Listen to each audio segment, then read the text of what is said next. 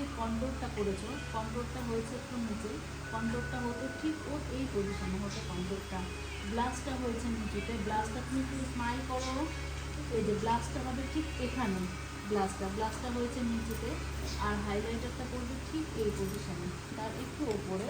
তো বেসটা খুব সুন্দর হয়েছে, একটু এদিক ওদিক হয়েছে কন্ট্রোলটা, ব্লাশটা, এটাও নেক্সট টাইম ঠিক হবে। ওদের আজকে ফার্স্ট টাইম প্র্যাকটিস ক্লাস, আর একদিনে ওরা যথেষ্ট ভালো করেছে। দেখো প্রত্যেকের লুকগুলো একটু দেখো, ওরা যে এতটা করেছে, হেয়ার স্টাইল সবটা মিলিয়ে, এটা দেখো একটু,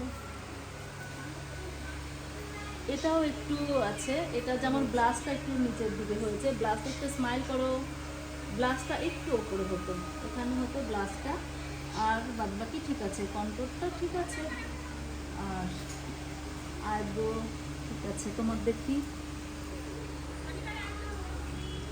দেখো একই প্রবলেম তোমারও তাই হয়েছে। কি হয়েছে বলো তো, ব্লাশটা হয়েছে এখানে, তুমি একটু স্মাইল করো, ব্লাশটা দেখো এখান থেকে যেত, ব্লাশটা এখান থেকে যে, ব্লাশটা এখান থেকে এই যে ব্লাশটা এখানে থাকবে না, মেনলি এখান থেকে ঘষে এখানে যাবে। দেখো এখানে অনেক মেয়ে লাগছে না, একদম পিঙ্কে সেট হয়ে গেছে, সেটা তো ভালো লাগবে না দেখতে। এই যে এখানে মিলে নিয়ে যে ঘষে উঠিয়ে দিলে, মানে ঘষে দিয়ে চারিদিকে ছড়িয়ে দিলে, শুধু এখানে থাকবে না, এখানে যাবে ব্লাশটা, নোজটা এখানে যাবে, এখানে, আর ঠিক আছে, আইব্রো, হেয়ার ঠিক আছে, বেসটাই যেখানে কেকি হয়ে গেছে, দেখেছি, এই জিনিসটা হবে না, এই জিনিসটা যখন লুজ পাউডারটা দেবে তখন একটু চেপে দেবে, বাস।